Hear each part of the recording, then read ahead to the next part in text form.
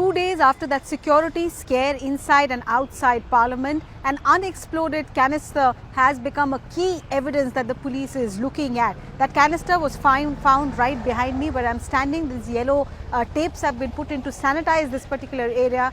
Neelam and Amol, who were bursting these smoke bombs, had 5 canisters in their hand, one of which police found intact. The forensic team is now looking at it. They're also looking if the canister that was found used inside in Lok Sabha, Sagar and Manoranjan had used 2 canisters hidden inside their shoe. Police is first checking if these 2 are exactly of the same make. We have accessed photographs of that canister and we also saw it here, yellow in color, made in China. On it has been labeled and this was hidden inside Lok Sabha. Manoranjan and Sagar hid it in their shoes. These shoes were specially made. The FIR copy accessed by CNN News 18 says that extra rubber soling padding was put on these shoes to give it more depth, and then the sole inside was cut deeply to ensure that the canister fits in neatly there. So that's the kind of planning that went in. Why is this unexploded canister so important? One of the MPs who caught hold of Sagar inside Lok Sabha tried to take the canister away from his hand, has his hand still stained yellow and there is a stench of chemical coming out from his hand still. There are also some scalding marks there. Is this phosphorus? That's the question police is asking. If this was just an innocuous smoke bomb, then would it leave this kind of trace? And if this indeed is phosphorus, ultimately a forensic test will tell us if this was phosphorus or phosphate based, any kind of chemical. Then the worry is that was the ultimate motive then to cause burning or cause blisters or some kind of bodily harm to the members of Parliament. Perhaps that is the reason why, even though prima facie this is being seen as a publicity stunt, police has gone ahead and imposed UAPA section 16 and 18. These are sections dealing with terror conspiracy and punishment for terror conspiracy.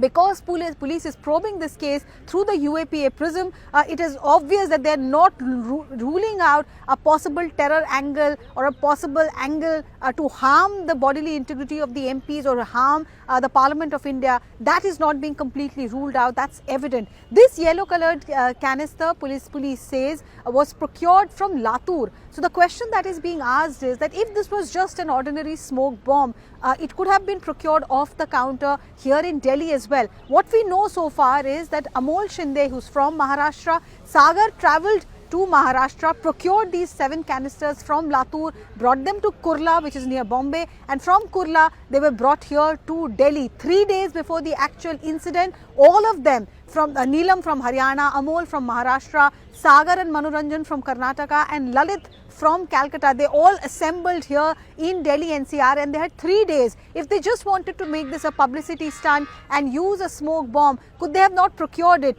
off the shelf here is the question police is asking. Why did they go via this circuitous route to bring it all the way from Latur? As of this moment, all angles are being investigated and explored, but what they are pointing out is that this entire group is highly radicalized, very left-oriented ideas. They have highly inspired by the idols of Bhagat Singh, Chandrasekhar Azad, revolutionaries who have a role to play in India's freedom struggle, and also Che Guevara. So matter of investigation. Once we know for sure if this forensic analysis of the canister throws up anything sinister, only then will the police be able to say what exactly was the motive of this group.